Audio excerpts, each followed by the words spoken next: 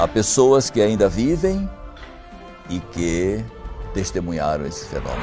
Vozes de dentro da cabine. Eles tocavam na gente e a gente podia tocar neles. Eles estavam totalmente materializados. Durante esse trajeto, iam caindo flores pelo chão. Eu achava que a casa de todo mundo era assim, que todo mundo convivia naturalmente com os espíritos.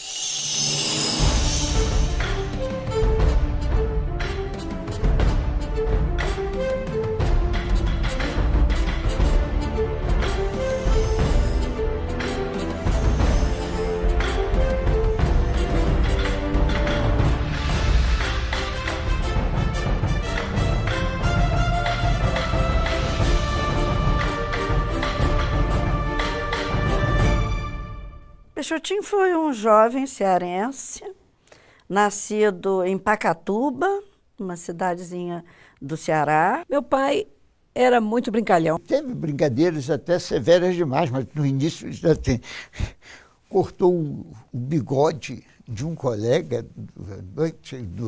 do quartel. Essas brincadeiras, meu pai era brincalhão.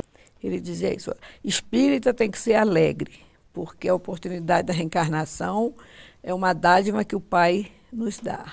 Eu sempre fui fluminense, nós tínhamos debates acalorados por causa de futebol. Papai adorava gato, coisa que eu não gosto. Ele tinha mania de brincar, de amarrar cordão, jogar, quando ele se aposentou, né? E jogar, e puxava para o gato ficar. Quer dizer, papai... Os espíritas, amigos lá de cá, Peixoto é uma criança grande. Ele sonhava com carro, nunca teve carro mesmo. Houve a história também da cadeira de balanço, eu já era casada. Ele juntou um dinheirinho para comprar um Fusquinha. Quando ele saiu para comprar o Fusquinha tinha aumentado. Aí ele passou para uma loja de um judeu que tinha lá em Campos, que ele comprava. As prestações eram mais suaves, né? E comprou uma cadeira de balanço e disse: é o meu Fusca. Quer dizer, ele era desse tipo, chegou em casa e disse: é o meu Fusca. E até hoje os netos, na casa de Alcione, eu acho que a cadeira está lá, né? E que a gente é o Fusca de vovô. Um cidadão que foi beneficiado, ou um filho desse cidadão foi beneficiado com tratamento. E um dia meu pai chega na casa do meu tio, onde ele estava hospedado. Tinha um carro bacana, novo. Naquele tempo não existia carro nacional. Isso era 52, 53. Os carros eram todos importados. Meu pai perguntou ao meu tio: que carro é esse? Meu tio disse: é seu. Fulano deixou aí para você. Eu disse: não quero. Eu não recebo isso. E o cidadão: não, Peixoto, isso para mim é um sabonete. Assim. Ele disse: então você me deu um sabonete. Isso eu não recebo.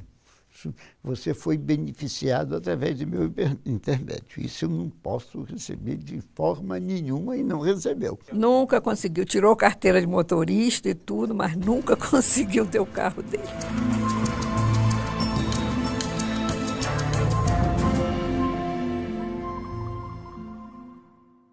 Se você me pergunta de como os fenômenos começaram a ser organizados, não é? Porque de forma, digamos, aleatória e até traumática, eles começaram na adolescência. A mediunidade apareceu sob uma forma obsessiva. Em Fortaleza, meu pai enfrentou uma briga. Ele conta a briga que ele só se lembrava de ter apanhado uma barra de ferro. Foi a única coisa que ele se lembrava da briga. Ele, mais tarde, é encontrado numa praia a uns 20 quilômetros do local, todo rasgado, a peixeira, mas sem um ferimento no corpo. A história, por exemplo, de que ele apareceu, não é?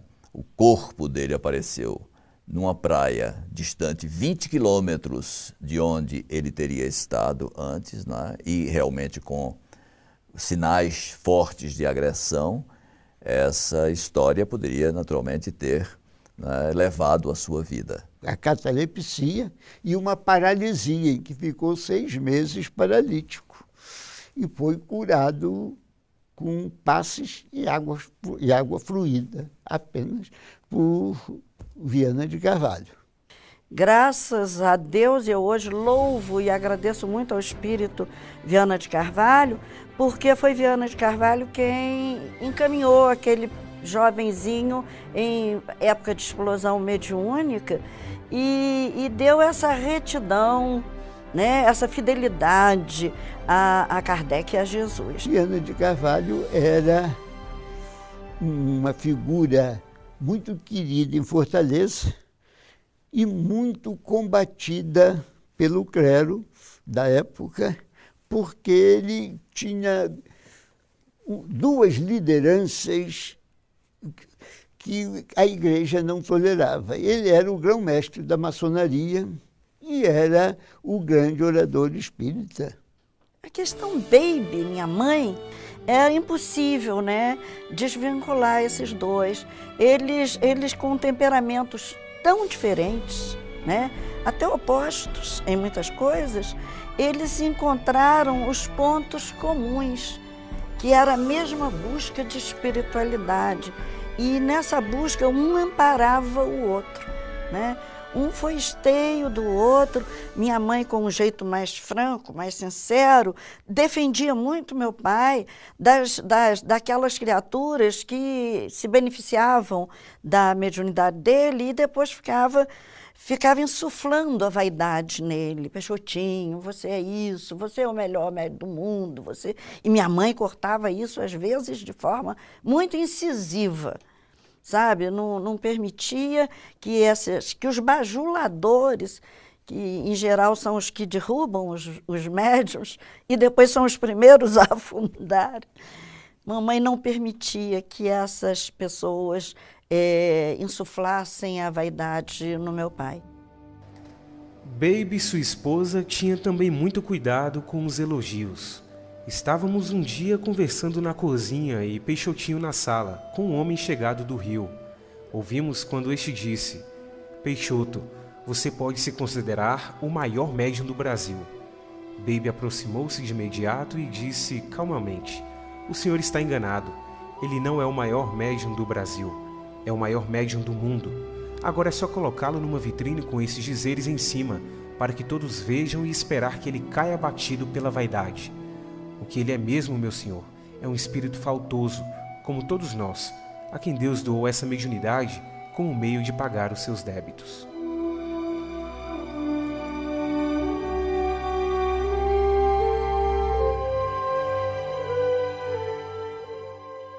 Quando tínhamos que fazer algum serviço desagradável, éramos crianças, eu tinha uns 10, 12 anos, e a gente reclamava de lavar uma fralda suja de criança, minha mãe dizia: não pense que está fazendo caridade. Você está cumprindo seu dever de ser humano aqui na Terra. Então, deu uma dimensão de caridade para nós como uma coisa muito maior do que apenas, né, servir ocasionalmente. Não é uma ação sazonal, é uma ação de todo dia, né? Todo dia a dia de compaixão, todo dia a dia de misericórdia. Eu digo que ele teve 2 anjos, ambas do sexo feminino. Araci, o espírito que acompanha, que é quem conduz o nosso núcleo familiar, que já era cristã há 100 anos depois da volta de Jesus, no início do cristianismo, e teve aqui na Terra Baby, que era outro anjo de luz, generosa e que abria as portas da casa e do coração aos sofredores. A minha irmã, que desencarnou com 1 ano e 6 meses, ela teve uma gripe e meu pai tirou uma consulta e os espíritos disseram: entregue aos médicos da terra. Meu pai sentiu que ia perder a filha. E era a menina era muito apegada a meu pai. toda criança, primeira palavra é mamãe. Aracy falava papai antes de falar mamãe. Até quando ela chorava de noite, gritava papai, papai. Meu pai chamava minha mãe e ele me dizia, ela está chamando você, vai você. O médico do quartel disse, meu pai estava sabendo que ia perder a filha, o médico disse, não, o que é que ela tem? Foi lá e examinou, isso é uma gripe à toa. Com medo de meu pai ter fanatismo religioso, botou um enfermeiro 24 horas lá em casa, 24 horas por dia, dando os remédios nas horas certas. Com toda a medicação, a gripe transformou-se em pneumonia e Aracy desencarnou. Aracy, né, que em algumas oportunidades já aparecia realmente como um espírito sem aquela aparência da criança de 2 anos que faleceu, mas nessa oportunidade, parece até que numa data de aniversário, essa menina é pintada, o retrato dessa menina é pintada realmente como criança e é alguma coisa que me fala assim, muito ao sentimento, muito ao coração. Foi ela quem encaminhou meu pai. Meu pai fumava. Quando meu pai puxava um cigarro, depois que ela desencarnou, ela aparecia para ele e fazia assim com o dedinho e meu pai jogava o cigarro fora. Meu pai mudou completamente ali. Das coisas que eu mais aprendi com meu pai, que muito hoje me serve e que eu uso muito nas minhas palestras, são os exemplos de vida que ele nos legou. Então, muitos doentes aportavam à nossa casa. Alguns batiam de malicuia, como a gente costumava dizer, e não sabíamos. Às vezes, papai, certa vez, estava visitando Chico Xavier com minha mãe e chegou uma pessoa lá com um senhor, uma moça com o pai, com a mala muito grande. Eu espantei o tamanho da mala. E o pai estava trazendo essa moça, a gente já sabia, tinha que entrar, acomodar. E como chegou essa, que ficou 3 anos morando na nossa casa, tratando de um câncer no intestino, como chegou essa, chegavam muitos. E às vezes nós estávamos dormindo e mandava que a gente desocupasse a cama. Né? Não, chegou doente, então nós tínhamos que sair da cama. Nunca tivemos esse espaço que hoje os jovens e as crianças exigem tanto, meu espaço, quarto, muito enfeitado. Nada disso. Vivemos com o pouco, muito pouco mesmo. Com tão nobre finalidade, as reuniões passaram a contar com a assistência de espíritos de maior expressão. Isso seria um meio de as tornarmos sérias, evitando inclusive a curiosidade.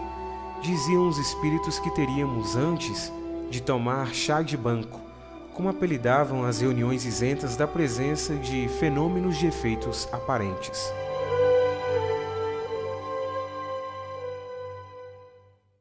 Um dia, um capitão, comandante da bateria que meu pai servia no Forte Copacabana, penalizado com a asma de meu pai tinha uma asma muito forte, ele era muito doente, e aqueles acessos de asma dava pena qualquer pessoa ver aquela crise.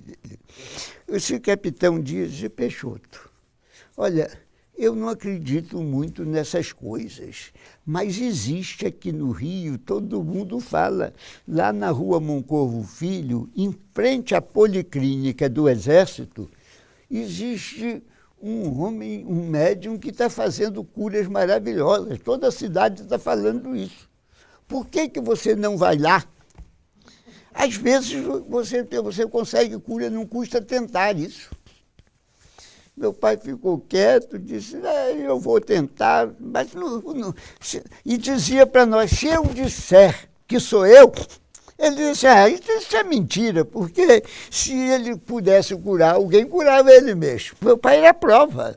Meu pai tinha de passar por aquilo. Ele tinha consciência. de que aquela doença era a estrada de Damasco dele. Ele sabia que precisava daquela doença para sua evolução espiritual. Quando a gente ia conversar, a mesa chegava da rua, ia conversar contando o que viu, e as coisas, os fatos nem sempre eram agradáveis. Ele parava e mostrava para nós um quadrinho, um pensamento que tinha na nossa sala de jantar, que dizia assim: Cristo é o chefe desta casa, hóspede invisível em cada refeição e ouvinte silencioso em cada conversação. Então, eu não sei hoje se esse pensamento era dele ou da mamãe, ou era de algum espírito que eu nunca tive essa referência. Mas sei que na nossa casa tinha esse quadrinho para que a gente vigiasse o verbo. Quer dizer, a educação do verbo, o direcionamento do verbo para a luz. Aí a gente abre a obra de André Luiz, especialmente Obreiros de Vida Eterna, Entre a Terra e o Céu, e a gente vai observar as advertências que André Luiz nos faz para o bom uso do verbo, como plasmador o Ernesto Bottizzano, também em suas experiências, a educação do verbo. Fundamental. São duas lições, além da misericórdia. Uma maçã. E eu ia comer a maçã, ele ou minha mãe diziam: quem te deu essa maçã? Foi fulano. Faça um bom pensamento para fulano que te deu essa maçã. Depois, a gente fica adulta, vai estudar Emmanuel em Pensamento e Vida e entende direitinho aquilo que nós aprendíamos desde a infância.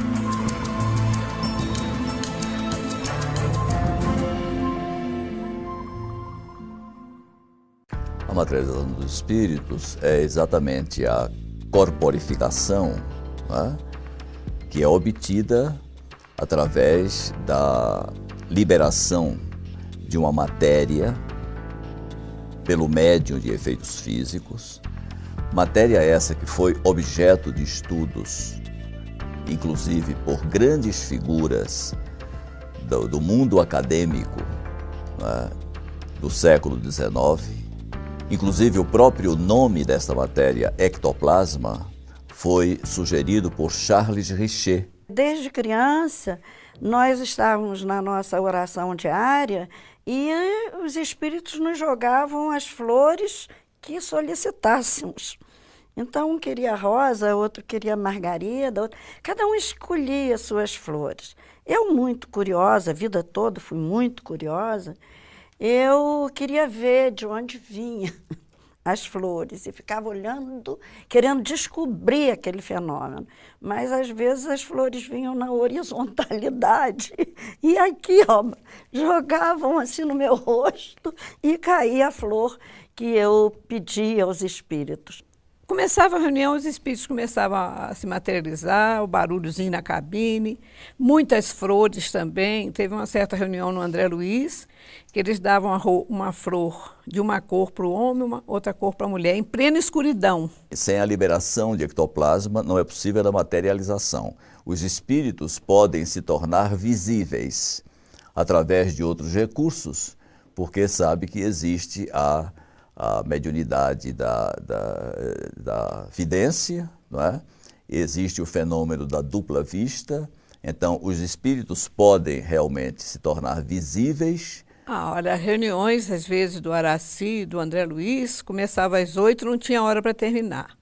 Às vezes ia até 2h da manhã, dependendo do número de doentes que tinha, né? A cabine ficava um lugar que tinha parafina e que muitas mãos saíram, inclusive mãos assim, trançadas.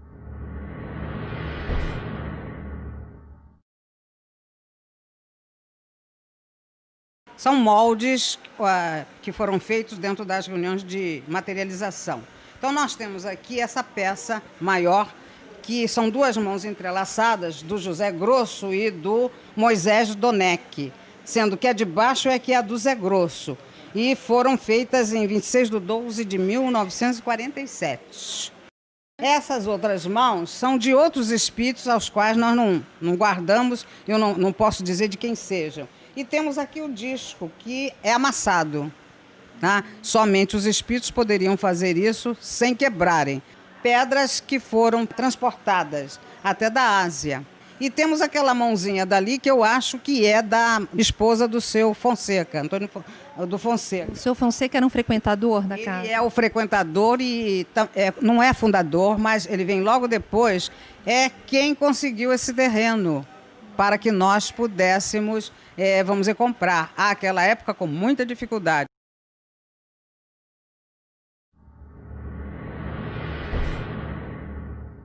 Tudo perfeito, você tinha coisa que não podia ser feito pela mão do homem, sabe? Porque como é que ia tirar depois?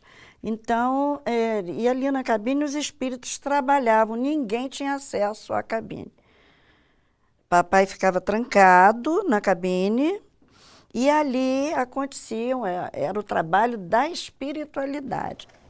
Vovô Vitorino era uma alma linda, mantinha os olhos fechados durante as reuniões, para que a curiosidade não reduzisse sua capacidade de participar dos trabalhos e colaborar com eles. Renunciava ao belo espetáculo visual em que muitas reuniões se convertiam. Lembro-me certo dia um fenômeno de grande esplendor. A coluna de luz assumiu uma disposição horizontal, colocando-se acima de nossas cabeças. Ante exclamações de admiração e êxtase, vovô Vitorino indagava o que estava ocorrendo. Não está vendo, vovô Vitorino? Não, conserva os olhos fechados. Abra os olhos, vovô. Nessa mesma reunião, o espetáculo foi repetido mais belo ainda, naturalmente como homenagem àquele espírito humilde do bom velhinho. E ele não se conteve. Oh, meu Jesus, eu não mereço tudo isso.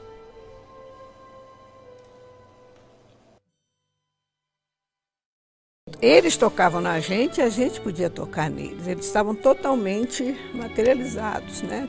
Com a mão, alisava, a Sheila alisava a cabeça da gente, me alisou muito, né? Beijava, teve uma senhora em Campos que estava com câncer no abdômen e doía muito. Sheila dizia, vai passar, vou dar um beijo e vai passar. Essa contribuição é uma contribuição muito interessante para sabermos que tipo de substância ou que tipo de constituição física tem essa matéria, que os médiuns de materialização, os médiuns de efeitos físicos, têm a possibilidade de liberar pelos orifícios naturais do corpo. No caso de Peixotinho, essa matéria era fartamente liberada pela boca, pelos ouvidos e pelas narinas, né? Nós temos, inclusive, algumas fotos. Infelizmente, as fotos, logicamente, pelo fato de terem sido feitas lá pela década de 40, 50, não são fotos de uma qualidade, né, que nos dê a exuberância do fenômeno. Eu relataria o caso de um garoto que tinha, não sei se aspirou um parafuso ou engoliu o parafuso. Esse parafuso se alojou no pulmão. Isso aconteceu na cidade de Rio Bonito. A mãe, correu todos os médicos e não podia curá-lo, porque qualquer cirurgia feriria o pulmão. Essa senhora recolheu ao espiritismo, foi a Campos, meu pai tirou uma consulta e os espíritos disseram que precisava de uma reunião urgente para beneficiar o menino. Meu pai convocou os irmãos, fez-se a reunião, materializa Dr. Bezerra de Menezes e Sheila. E os dois, num trabalho magnífico, desmaterializam o parafuso e tiram. Esse parafuso é colocado nas mãos de Dona Adete Viana. esposa do Ramiro Viana, que estava assistindo a reunião. Depois entregue à mãe da criança, que ficou do lado de fora, tinha medo de ver espírito, não entrou na sala de sessão. A extração em grande quantidade, ou a liberação em grande quantidade desse material pelo médium, não é, expõe a vida do médium. Basta dizer que essa substância ela é sensível à luz. E se por equívoco, por acidente, uma luz fosse acesa diante de um espírito materializado, o médium poderia falecer. Houve, aliás, um episódio que quase Peixotinho perde a vida. E a reunião teve de prolongar-se até a madrugada para que, através de vibrações, de hinos, de preces e de um trabalho estafante, que era o crer da espiritualidade, foi possível recompor razoavelmente o equilíbrio orgânico de Peixotinho, porque uma luz foi acidentalmente acesa no momento em que o espírito estava materializado. Eram tão frequentes os fenômenos, tão espontâneos, tão fortemente integrados no dia a dia de todos os companheiros, que éramos dominados pela consciência de que jamais cessariam. Era como se no estilo de vida fosse inaugurado e chegado tivesse sido o tempo em que a convivência com os irmãos da outra dimensão se tornara, enfim, rotineira e natural. A Sheila, com suas tranças, a gente via perfeitamente, né? Seus olhos azuis, né? E com os aparelhos, havia muito também nas reuniões, eles pediam para que as pessoas dissessem uma frase e imediatamente Zé Grosso materializava aqueles painéis luminosos que rodopiava toda a sala, escrito Jesus é amor, fé, amor e caridade, dependendo da frase que os assistentes falavam, o espírito imediatamente, era Zé Grosso que fazia isso. Ele fazia feito uns flashes de luz e a faixa ficava andando por todo o salão, né? Porque a matéria é sensível à luz. Ela então poderia sofrer uma degradação, uma desestruturação que a tornaria insuscetível de voltar, não é? De compor a mesma, vamos dizer, a mesma química do organismo.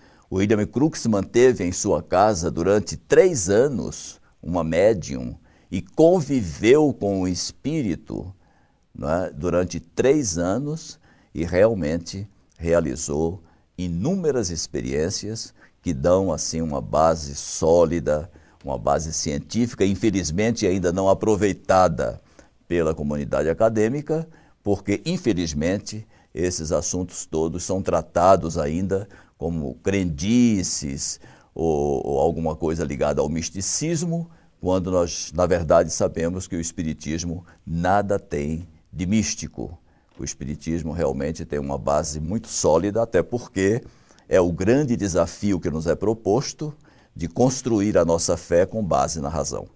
Tornava visível tudo aquilo que André Luiz relatava através da mediunidade de Chico Xavier. Muitos dos aparelhos descritos na obra de Chico Xavier eram comuns, eram conhecidos das criaturas que frequentavam as reuniões de efeitos físicos por Peixotinho. Inclusive, no livro Na Madureza dos Tempos, há uma tomografia computadorizada feita em 1952, quando os tomógrafos só chegaram ao Brasil na Beneficência Portuguesa de São Paulo, em 1977. Essa foto, essa tomografia ficou guardada, trancada por muitos e muitos anos, porque os espíritos pediram que assim fosse, até porque nós não sabíamos o que era aquilo. Ninguém ia saber o que era aquilo antes de conhecer a realidade, o tomógrafo. Meu pai preocupava-se sempre com o ambiente. E brigava muito com a gente por causa da gente, principalmente em dias de reunião. Qualquer exaltação nossa poderia perturbar o ambiente em prejuízo dos doentes que seriam prejudicados.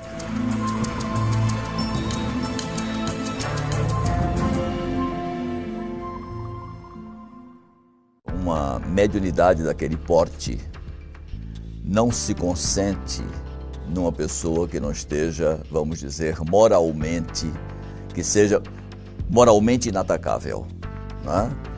E é esta a razão pela qual, se me permite avançar nesse ponto, esses fenômenos não estão mais à disposição das pessoas.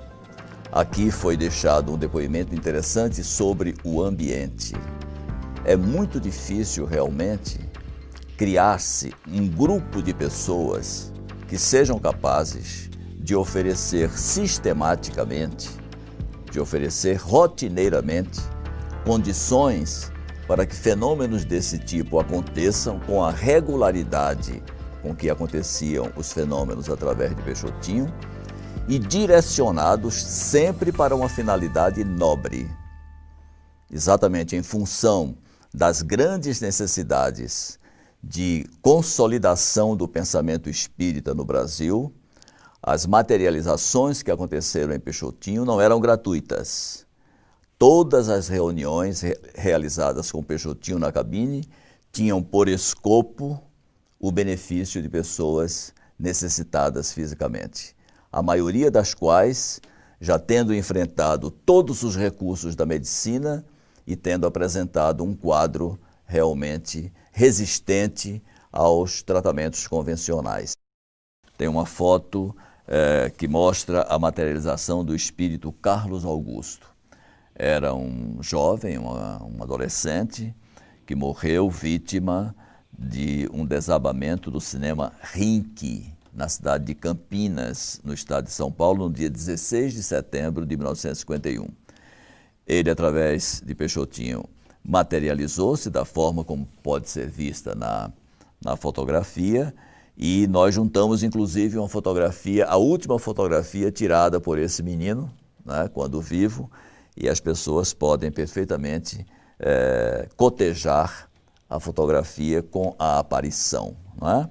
Lógico que essas materializações não tinham a mesma concretude, digamos assim, das materializações de Sheila, de Zé Grosso, de Garcês, não é? Dos médicos e enfermeiros que se materializavam para realizar o tratamento nas pessoas. Eram materializações até pela própria condição dos espíritos, que eram espíritos despreparados para isso, eram materializações parciais, tanto que nós vemos sempre o rosto, ou às vezes os pés também, mas as mãos, não é? Mas isto sempre envolto em camadas ectoplásmicas que sugerem realmente túnicas. Mas as fotos que nós vemos, elas são muito menores do que os fenômenos de que elas querem dar notícia. O próprio retrato de Sheila que nós temos é um retrato que foi obtido primitivamente exatamente por um desses espíritos pintores, não é? Era deixado um material na cabine, representado por um pedaço de papel qualquer, e quando não havia e eles queriam dar o retrato, eles improvisavam. Houve um retrato que foi pintado numa caixa de sapato, e nós temos, para a felicidade nossa, nós resgatamos o original de algum desses trabalhos que conservamos em nosso memorial, ou aliás, no Memorial de Peixotinho, lá na Fraternidade Espírita Francisco Peixoto Lins, Peixotinho, no Recife. Peixotinho dormia, Baby cuidava dos serviços da casa. A certa altura, ela assoma ao quarto e percebe sobre o peito do marido uma placa estranha com a inscrição: Médium em serviço, trabalha por Ferreira, que acaba de ter um AVC. Obediente, Baby suspende o que vinha fazendo, pega o evangelho e começa a fazer ambiente, para facilitar o trabalho da espiritualidade. Ferreira curou. Teria havido um transplante de células, fenômeno raríssimo, mas não singular, já que se registrou uma segunda ocorrência durante o mediunato de Peixoto.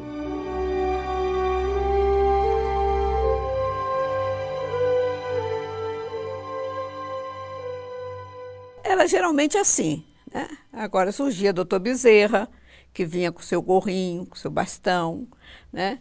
Mas desse jeito, iluminados, que você via a fisionomia, que você sentia a sua presença. Eu me lembro até quando eu tinha uns 8, 9 anos, na escola, a professora falou em José do Patrocínio, o tigre da abolição.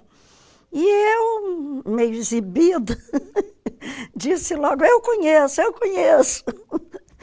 E ela foi me perguntar, ele é amigo de meu pai, materializou lá em casa. E José do Patrocínio tinha dito realmente lá numa reunião que ele ia reencarnar. E eu queria contar essa novidade, porque eu achava que a casa de todo mundo era assim, que todo mundo convivia naturalmente com os espíritos, né? A presença tinha os espíritos mais afetivos ou mais afinizados com cada um de nós tinha o seu espírito mais afim, né? Outro foi José Grosso também, que era um espírito muito íntimo da nossa família, era assim, às vezes materializava o abraço, a forma como me abraçava, era de me botar assim no colo no ar, minhas pernas ficavam no ar, e rodava comigo como aquela saudade enorme. Tinha a voz direta, que era a voz do espírito mesmo, né? No André Luiz, meu pai não entendia nada de música, pelo contrário, lá em casa ninguém pode nem cantar, porque apavora o povo. E Sheila dava a letra e a música. Vários hinos do André Luiz tem a letra e música de Sheila. E a música era dada, a gente botava o papel pautado musical, né? Aquele papel, e Sheila escrevia a música como escrita direta, em plena reunião, no escuro, porque essa reunião era totalmente no escuro. Davam mensagens, davam receitas, curavam. Isso já com meus 11, 12 anos, André Luiz, Bezerra de Menezes, o Zé Grosso, isso todo domingo à tarde acontecia lá em casa.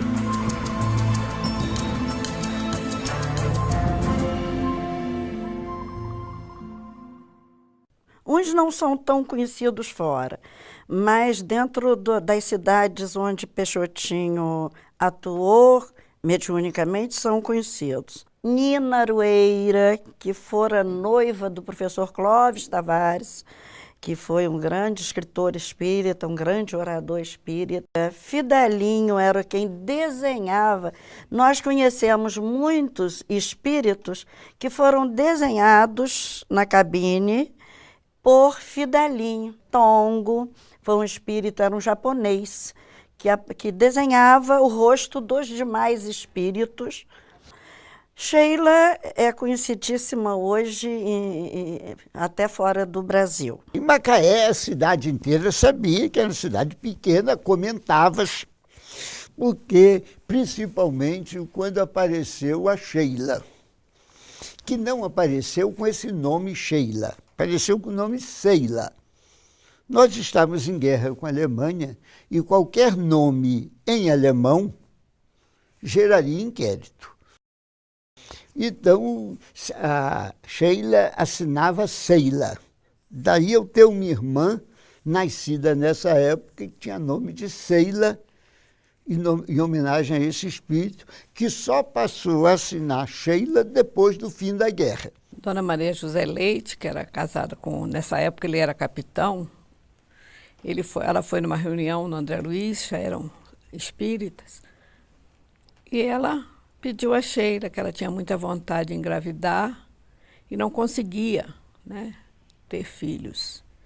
E chorou, né, na reunião. Aí Sheila disse para ela, uma mãe chorando por um filho e tantos filhos chorando por uma mãe. E ela foi embora para o Rio Grande do Sul, foi transferido.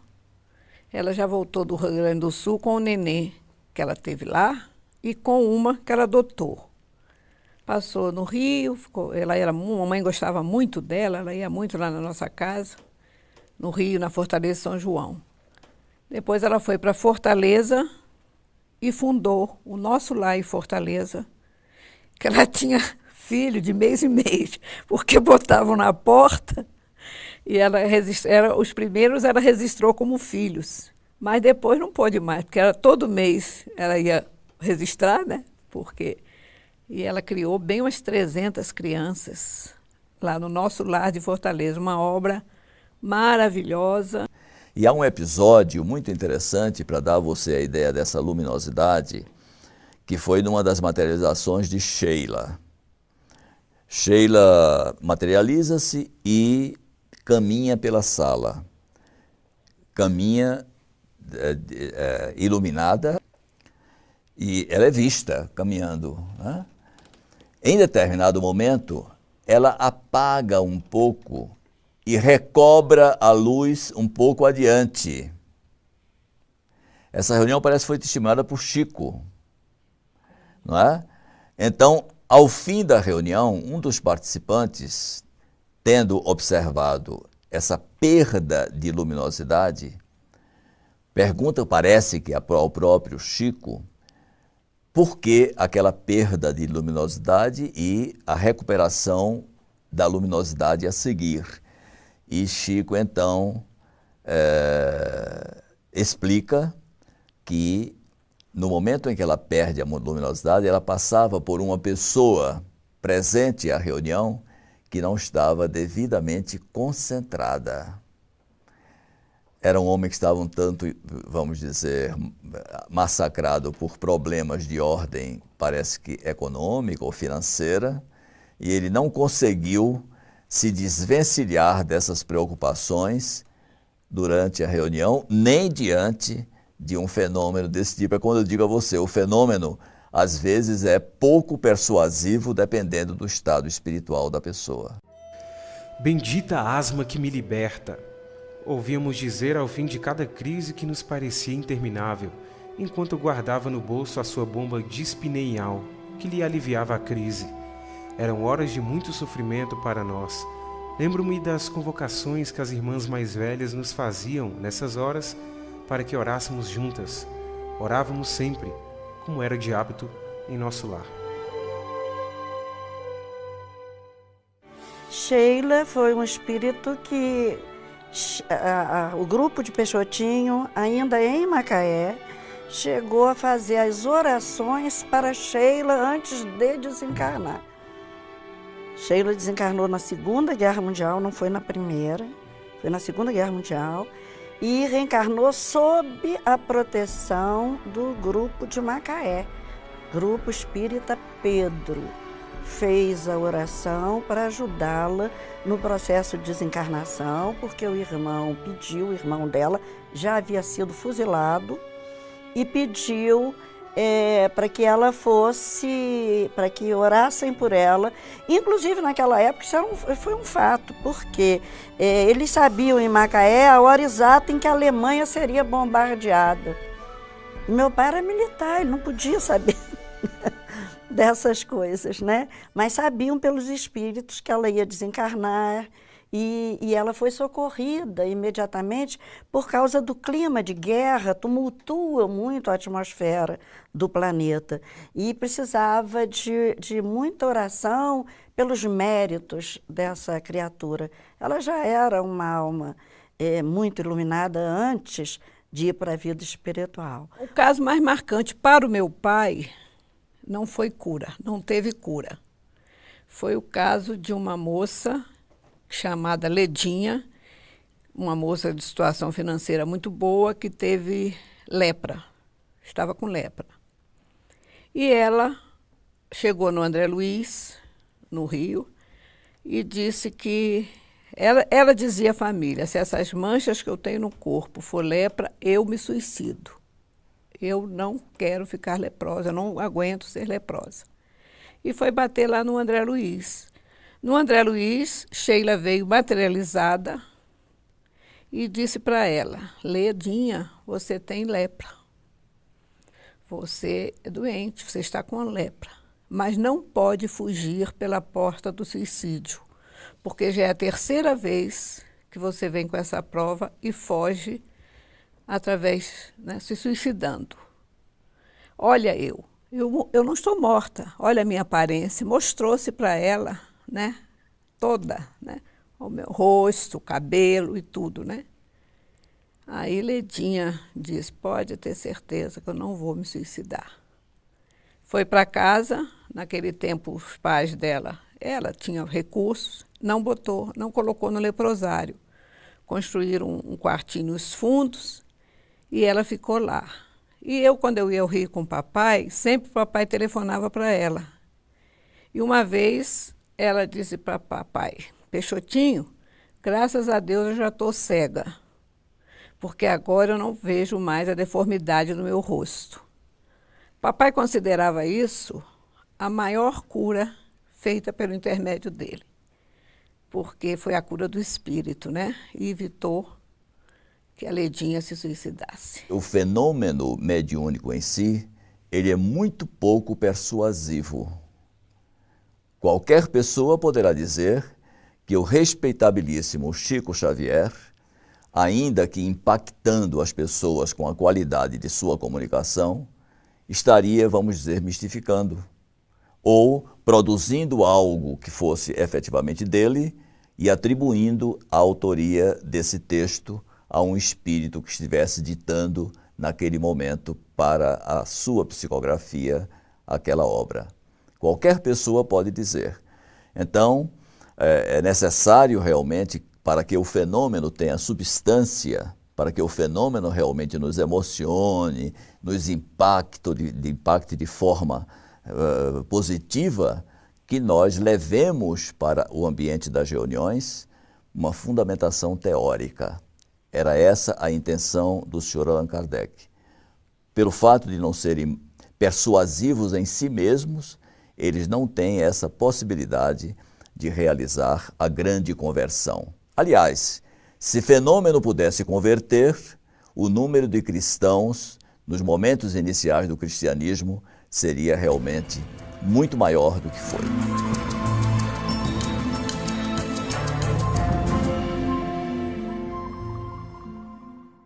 A coisa de maior repercussão foi a materialização de Clarencio. Um dia, Clarencio se materializa numa reunião que foi uma surpresa, ninguém soube, com antecedência. Ele chega com seu cajado, entra na porta entre a cabine e a sala de sessão, faz uma palestra. Houve uma agitação antes, senhor ministro, eles gritam, senhor ministro, vozes de dentro da cabine e que alguém diz, vem alguém importante. O Clarencio faz a palestra dele, por quê? Ele não veio, ele não desceu para essa reunião no Araci. É explicado depois que ele veio para materializar-se num grupo espírita em alguma parte do planeta. Mas o ambiente manda-se um destacamento espiritual precursor para saber se o ambiente comportava a presença de Clarencio. E esses que compareceram disseram que o ambiente não estava em condições de receber Clarencio. Como ele já tinha descido, procuraram um ambiente propício e encontrou em Campos, no Araci. Os espíritos disseram, não pensem que vocês vão vê-lo quando desencarnado. Vocês estão vendo agora e não o verão depois de desencarnado. Isso aí é magnífico porque há pessoas que ainda vivem e que testemunharam esse fenômeno. O grupo foi surpreendido, como já aqui se disse, pela presença de Clarencio. Mas ele não se materializou de forma, vamos dizer, parcial. Ele se materializou totalmente. As pessoas, inclusive, se referem, eu tenho 2 relatos feitos por senhoras que conhecem bem, vamos dizer, as palavras que indicam os diversos adornos de uma né? E elas dão conta de punhos rendados, de golas, de um manto realmente de rara beleza que foi visto, né? Imagino o impacto emocional dessas pessoas. O espírito que apareceu, que mais emoção me causou, foi a presença de Clarencio, ministro do nosso lar. Quando ele apareceu, o salão que ficava às escuras ficou completamente claro, onde víamos todas as pessoas com os mínimos detalhes, porque ficou uma claridade imensa, em pleno salão. E ele apareceu com uma túnica toda em luz, aquela túnica que ia até os joelhos, toda em luz, e com um cajado também todo iluminado. Ele chegou na porta da cabine, avançou 3 passos para o salão e ali ele falou para todos nós. Foi uma coisa maravilhosa que até os espíritos, quando ele apareceu na cabine, antes de sair para o salão, ministro, ministro, os espíritos que estavam ali diziam assim, ministro, ministro. Sheila, então, ministro, a sua presença aqui. Então foi uma coisa maravilhosa para todos nós. E Peixotinho foi aquele amigo que não temos nem palavras para explicar. Era um amigo que sempre que a gente conversava com Peixotinho, aprendia uma coisa diferente. Porque a palavra, a conversa dele sempre tinha uma coisa edificante que nos ensinava algo para a vida comum de todos nós.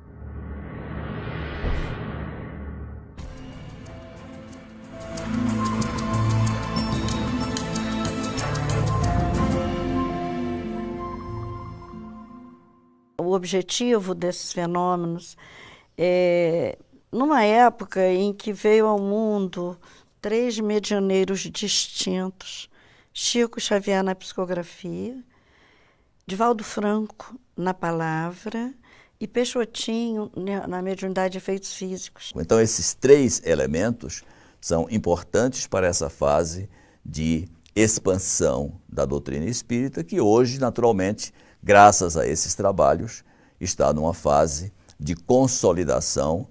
Eu não tenho dúvida nenhuma de que a experiência que se encontra nos domínios da mediunidade foi uma experiência vivenciada numa reunião de Peixotinho e também em Missionários da Luz. Eu, pessoalmente, que assisti a algumas reuniões, não tenho dúvida nenhuma.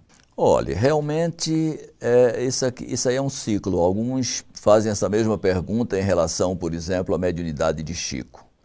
Será que nós teremos um outro médium, né, que seja capaz de nos dar, em qualidade e em quantidade, a mesma contribuição que Chico Xavier ofereceu à doutrina espírita?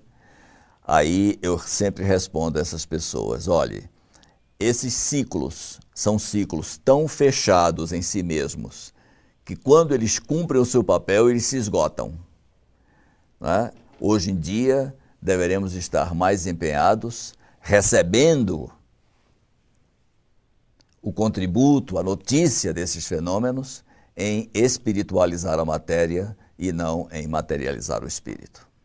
Eu digo sempre, digo aos meus irmãos, às minhas irmãs, nós temos que render muito nessa vida na Terra, porque vai ser muito difícil encontrar um lar, como o lar de Peixotinho e Bebe, que nos eduque desde pequenininhos nessa retidão, nessa visão da vida na Terra com perspectiva de eternidade. Exemplo de vida, foi exemplo de espírita, foi exemplo, para mim, principalmente, é uma lição que eu ainda não consegui aprender muito, porque papai não guardava mágoa de ninguém. Podia fazer com ele o que quisesse, ele estava, não está sabendo o que está fazendo, não. Ele me conhece, ele era desse tipo. E amparado por minha mãe, é como meu irmão e minha irmã disse, ele teve realmente um anjo na vida dele, que foi a minha mãe. A segurança de meu pai era minha mãe. Chico Xavier, conversando com o professor Clóvis Tavares, disse que o Brasil não havia dado o lugar que Peixotinho merecia entre os espíritas brasileiros pela humildade dele.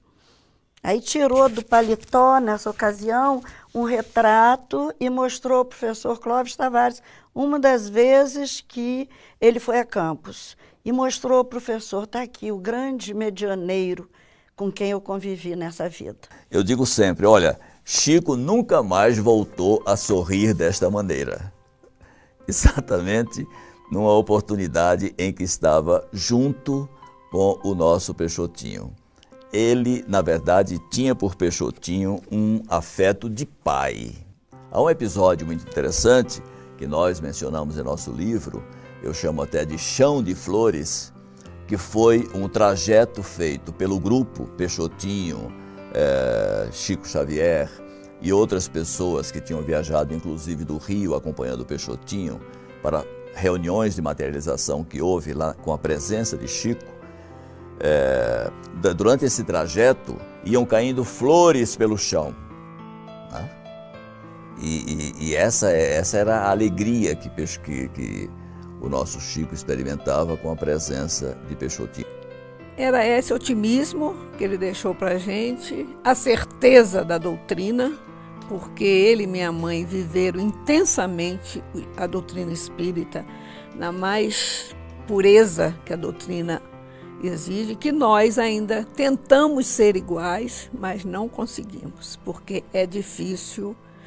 Basta dizer você que quando meu pai desencarnou, minha mãe pegou no colo, porque ele era muito franzino e estava muito tempo doente, e disse, o passarinho deixou a gaiola, vamos orar. Quer dizer, eu jamais teria essa coragem, essa confiança, essa fortaleza que a minha mãe, esse exemplo que a mãe deixou, né? Um dia, acordamos todos órfãos. Peixotinho, ele também, empreendera o voo definitivo. A partir de então, seu grupo passou a ser o outro, de onde nos chegavam pedras, flores, perfumes e sinais de efetivo e nunca terminado amor. Uma das filhas, sensibilidade à flor da pele, começara a experimentar emoção forte que poderia desabar em ataque nervoso, sentimento de perda irreparável. O pai que se ausentava definitivamente. Ante a iminência da explosão nervosa, ele e Peixotinho, que em espírito a tudo assistia, surgiu diante da filha dominada pelo pranto, consolando-a com a última lição. Minha filha, cuidado, não destrua em 1 minuto o que seu pai construiu durante toda a vida.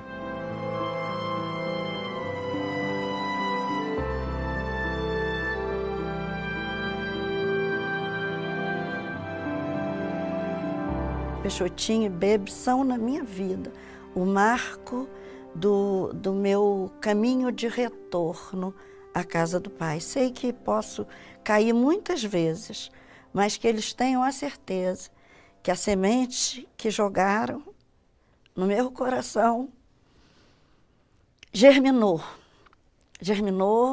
e futuramente será uma árvore frondosa, onde muitos pássaros cansados poderão se abrigar.